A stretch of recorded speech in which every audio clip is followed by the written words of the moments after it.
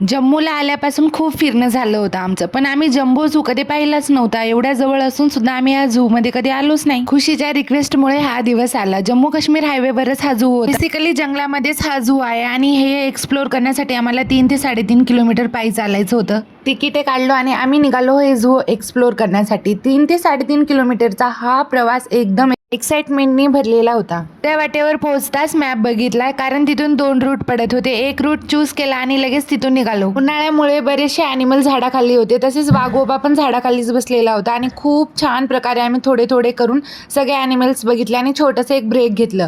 आणि आमच्या मुलामध्ये आम्ही सुद्धा एक छोटंसं लहान मुल असल्यासारखे इथे एन्जॉय करत होतो. आणि आयुष्यात प्रत्येकाला असं जगायलाच पाहिजे. यानंतर खरंच खूप भूक लागली होती सगळं फिरून.